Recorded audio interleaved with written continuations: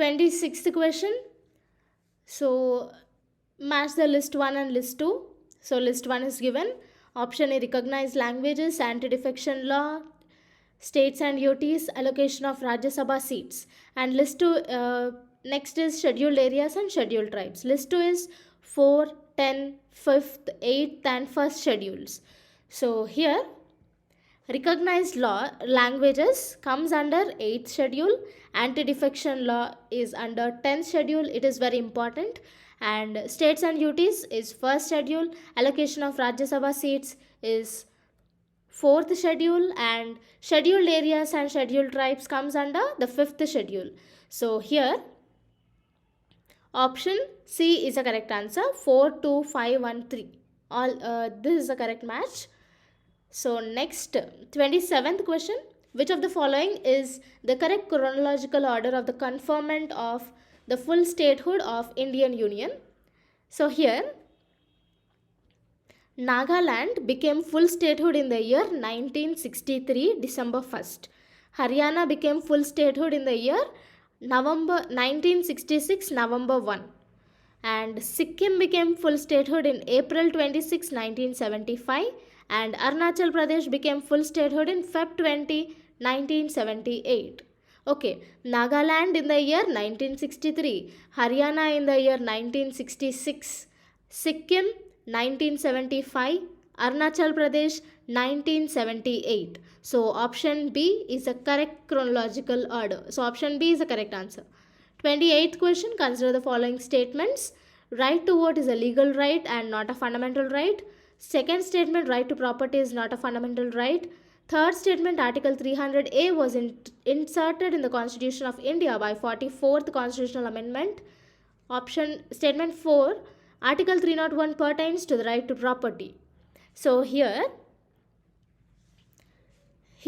Article 301 is related to freedom of trade, commerce and intercourse. Okay, it doesn't come under right to property, whereas right to property is under Article 300A. So next is right to vote is a legal right and not a fundamental right. This is a correct statement. And right to property is not a fundamental right. This is also correct. And Article 300A was inserted in the Constitution of India by the 44th Constitutional Amendment. So first 1, 2, 3 statements are correct. And fourth statement is wrong. Why it is wrong? Because right to property comes under Article 300A. So here 1 to 3 statements, that is option B is the correct answer. Now coming to the 29th question, which of the following statements is not correct? Option A, objective resolution of Indian Constitution was laid by Jawaharlal Nehru. Option B, objective resolution of Indian Constitution was laid by Dr. B.R. Ambedkar. Option C, H.C. Mukherjee was elected as a Vice President of the Constituent Assembly. Option D, Dr. Sachidanand was elected as an interim President of Constituent Assembly. So here, the incorrect statement is option A. Objective resolution was not laid by Jawaharlal Nehru. It is laid by Dr. B.R. Ambedkar, but it is moved by Dr. Jawaharlal Nehru. Okay, objective resolution is laid by Dr. B.R. Ambedkar. Objective resolution is moved by Jawaharlal Nehru. These are the two different statements. So option A is a correct wrong answer. So all the other three are correct. That is, objective resolution is laid by Dr. B.R. Ambedkar. H.C. Mukherjee was elected as a Vice President of Constituent Assembly, and Dr. Sachidanand was elected as interim President of Constituent Assembly. So all these three statements are correct, and first, that is option A, is incorrect. So the correct one is for 29th answer. A is a correct answer. 30th question. Which of the following is mentioned in Article 21 of the Indian Constitution? So here, the Article 21 states protection of life and personal liberty. And the second line states that no person shall be deprived of his life or personal liberty except according to the procedure established by law. Is it clear, guys? So the procedure established by law is mentioned in Article 21. So option C is the correct answer. I'll repeat that article once again. Article 21 states that protection of life and personal liberty, and no person shall be deprived of his life or personal liberty except according to the procedure established by law. So for 30th question, option C is the correct answer. Now 31st question, in which squadron of Indian Air Force has the first batch of Rafale fighter jets been inducted? So option A, Squadron 17 Golden Arrows, B, Squadron 52 Dragons, C, Squadron 6 Cobras, D, Squadron 4 Tigers. So here the correct answer is option A. So in Squadron 17 Golden Arrows of the Indian Air Force was the first batch of Rafale fighter jets being inducted. So option A is the correct answer. 32nd question, match the following. SCO, that is list 1 is SCO. SCO means Shanghai Cooperation Organization. List second one is Quad, that is Quadrilateral Security Dialogue. Third is C is Asian. Asian means Association of Southeast Asian Nations, and MAD. MAD means Mutual Assured Destruction. So under this SCO is related to trade, politics and culture. Quadrilateral Security Dialogue is related to the Strategic Forum, and Association of Southeast Asian Nations, that is Asians, is related to which facilitates economic, political, security, military, educational and socio-cultural integration, and MAD deals with the nuclear weapons. So option A, that is 1, 4, 2, 3 is a correct match. So option A is the correct answer. So now we will learn about this in detail. See, Shanghai Cooperation Organization has 8 members. Okay, those 8 members are China, India, Kazakhstan, Kyrgyzstan, Russia, Pakistan, Tajikistan and Uzbekistan. So recently, Iran has become the 9th member. It was declared as a full member in the 21st summit of SCO. So the official languages of this SCO are the Russian and Chinese. Next, coming to this Quadrilateral Security Dialogue, it is a group of 4 countries. So those 4 countries are India, Japan, Australia and US. So next is Asian countries. Asian full form is Association of Southeast Asian Nations. So this Asian countries comprises of 10 member countries, and those 10 member countries are Brunei, Cambodia, Indonesia, Laos, Malaysia, Myanmar, Philippines, Singapore, Thailand and Vietnam. Remember, India is not included in this Asian countries. Next is coming to MAD. MAD means Mutual Assured Destruction. So it is a doctrine of military policy and national security policy in which full-scale use of nuclear weapons by 2 or more opposing sides would cause complete annihilation of both attacker and defender. So it is related to the nuclear weapons. So here option A is the correct answer. Now coming to the 33rd question. On 11th February 2020, World Health Organization made an official announcement of the name COVID-19 virus for the new coronavirus that has led to the recent pandemic. This was for communicating to the public and is not intended as replacement for the official name. Which of the following is a correct official name? So option A, human coronavirus 229E. Option B, Middle East respiratory syndrome coronavirus. Option C, severe acute respiratory syndrome coronavirus 2. Option D, human coronavirus OC43. So here the correct answer is option C, severe acute respiratory syndrome coronavirus 2, which is also called SARS-CoV-2. So option C is the correct answer. So this name is declared as an official name for COVID-19 by WHO. Now coming to the 34th question. With reference to the latest notification in March 2021 on Overseas Citizen of India scheme, consider the following statements. So the first statement is Overseas Citizen of India can purchase agricultural land. Second statement is OCI can pursue the profession of doctor, advocates, architects and chartered accountants. Statement number 3, OCI needs special permit to visit any area in India notified as protected, restricted or prohibited by the central government or competent authority. Option 4, statement 4, OCI can undertake any research, undertake any missionary or journalistic activities. So which of the statements are correct? So first is, this overseas citizen of India can purchase the profession of doctors, advocates, architects and chartered accountants. So option 2 is a correct answer. OCI needs special permission to visit any area in India notified as protected, restricted and prohibited by the central government or competent authority. Okay, so statement number 3 is also correct. And next, coming to this, OCI card holders are permitted to purchase immovable property, but they are not allowed to buy agricultural land, farmhouse or plantation property. So according to this statement, OCI can't purchase agricultural land. So first statement is wrong.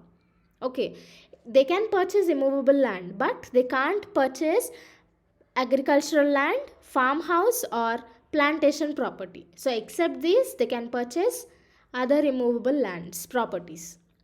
So next is, they can undertake research, journalistic activities only on the special permission. Okay, so even statement number 4 is wrong, because OCI can't undertake any of these research, missionary projects or journalistic activities without special permission. They have to take special permission. So option 4 and 1 are wrong statements and 2 and 3 are correct statements. So and they asked which of the following are correct. So option C is a correct answer, that is 2 and 3 are the correct answers. Now coming to the 35th question with regard to the information technology guidelines for intermediaries and digital media ethics code rules 2021, consider the following statements. So first statement is the guidelines for the over the top platforms only. Second, it has the code of ethics and procedure and safeguards for intermediaries as defined in 10 guidelines. Third statement, the Ministry of Information and Broadcasting, Government of India shall formulate an oversight mechanism. Fourth statement, the rules require intermediaries to set up a grievance redressal mechanism. So which of the statements are correct? So as per the IT rules 2021, the guidelines are for OTT and digital media platforms also. Okay, it is not only for OTT, it is also for the digital media as well. So first statement is not correct. Now coming to the second statement, it has a code of ethics and procedure and safeguards for intermediaries. So option 2, statement number 2 is correct. The third statement is Ministry of Information and Broadcasting, Government of India shall formulate an oversight mechanism. This is also correct. And the fourth statement, the rules require intermediaries to set up a grievance redressal mechanism. So all these 3 are correct except the first statement. So option C, that is 2, 3 and 4 statements are correct. Now 36th question. Consider the statement, India wants Chabahar port to be included in the 13-nation international north-south transport corridor that extends from India to Russia. So which of the countries are members of INSTC? INSTC means International North-South Transport Corridor. So for this, actually, what is INSTC? INSTC is International North-South Transport Corridor. It is 7,200 kilometer long network of ship, rail and road routes for moving freight, between India, Iran, Afghanistan, Azerbaijan, Russia, Central Asia and Europe. So all these 7 countries connects this INSTC. Okay, all the 7 countries are connected with this INSTC and this total length is 7,200 kilometers. So it is used specially for moving these freights. So, the objective of this INSTC is to increase trade connectivity between major cities of these countries. So, here, which of them are the members? It is Iran. Okay. Only Iran is mentioned here. Okay, the following, I'll repeat those 7 countries which are included in this INSTC. One is India, Iran, Afghanistan, Azerbaijan, Russia, Central Asia and Europe. So only Iran is present in these options. So only A is the correct answer. 37th question, which country has the news, media and digital platforms mandatory bargaining code? So it is Australia. So option B is the correct answer for 37th question. 38th question, Atal Tunnel, named after the former Prime Minister Atal Bihari Vajpayee, between Manali and Leh is built on which range of the Himalayas? So here Atal Tunnel is also known as the Rohtang Tunnel and its length is 9.02 kilometers and it is the longest tunnel in the world. And it is built between Manali and Leh. And it was built on the eastern Pir Panjal range of Himalayas. Okay, so option B is the correct answer. So it is built on eastern Pir Panjal range. Now coming to the 39th question.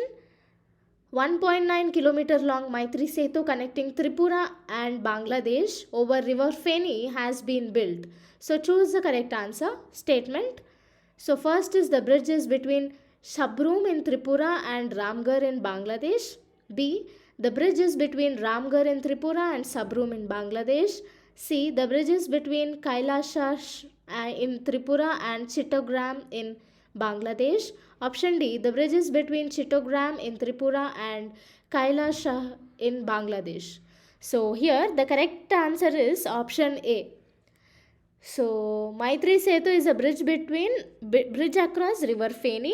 It connects Tripura and Bangladesh. So the bridge is built between Sabroom in Tripura and Ramgarh in Bangladesh. And its total length is 1.9 kilometer long bridge. So option A is the correct answer. Now coming to the 40th question. Bajrang Punia has regained the world #1 ranking in the 65 kg category in March 2021 after winning which of the following? So it is option D, that is Matteo Pellicone ranking series tournament in Rome. So for 40, option D is the correct answer. Now 41st question, consider the following state pairs. So these are the key initiatives and these are the purpose of initiatives. So first is Mission COVID Suraksha. Now Mission COVID Suraksha is actually an initiative to accelerate the development of COVID-19 vaccine. Next is Kavach, CAWACH. Kavach means Center for Augmenting War with COVID-19 Health Crisis. Okay, so it is an initiative to encourage startups and innovations to join the war against COVID-19. And next is Vaccine Maitri. Vaccine Maitri is India's vaccine diplomacy that supplies made in India COVID vaccines to other countries. And coming to the COVID-19 Shri Shakti Challenge. So it is organized by my government in collaboration with UN Women to encourage and involve women-led startups to come up with innovative solutions that can help to fight against this COVID-19. So The correct pairs of this is option C. So 1 and 3 are the correct pairs. So only 1 and 3 are the correct pairs. Kavach is related to the initiative to encourage startups and innovations to join the war against COVID-19. Okay, so this is not mentioned in this list. And next is COVID-19 Shri Shakti Challenge. So this is organized by 1 and 4 are correct answers. Sorry, 1 and 3 are correct answers. So this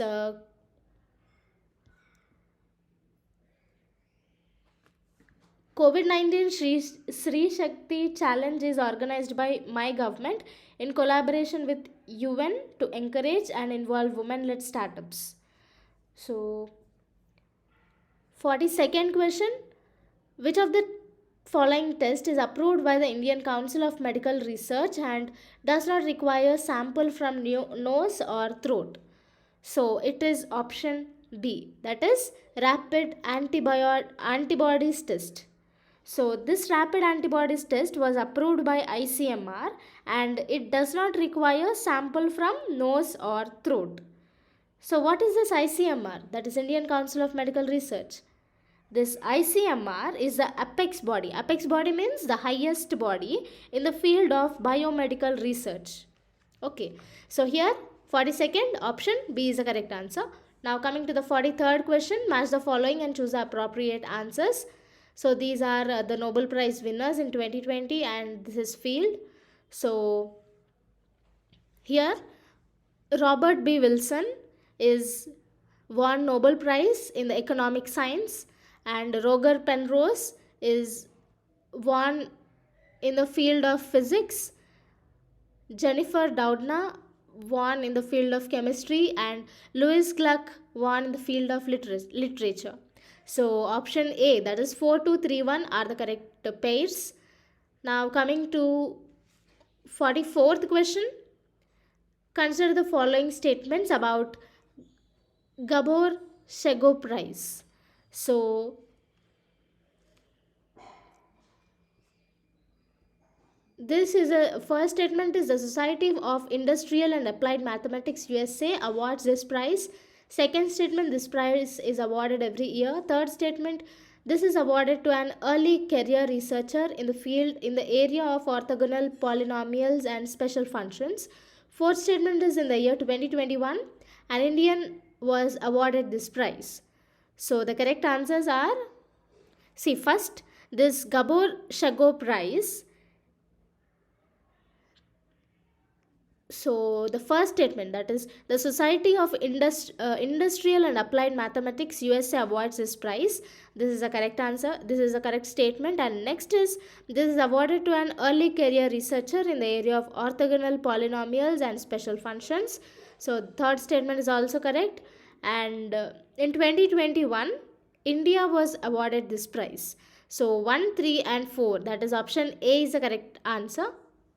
Now coming to the 45th question, Justice Madam B. Locker committee was set up to take steps to option A, look into violation of environmental rules, B, prevent stubble burning, C, draft new water policy, D, regulate digital lending. So here option B, that is prevent stubble burning, is the correct answer. So Justice Madam B. Locker committee was set up to take steps to prevent stubble burning. 46th question. Goods and service tax was introduced as a part of indirect tax reforms in India. Which of the following are the salient features of the GST? So the first statement is GST is applicable on the manufacture of goods or on sale of goods or on provision of services. Second statement, GST is applicable on supply of goods or services. Third statement, GST is based on the principle of destination based consumption taxation. And fourth statement, GST is levied at rates decided by GST Council. So here, first of all, GST was introduced as a part of indirect tax reforms in India. And it is applicable on supply of goods or services. It is based on the principle of destination based consumption taxation.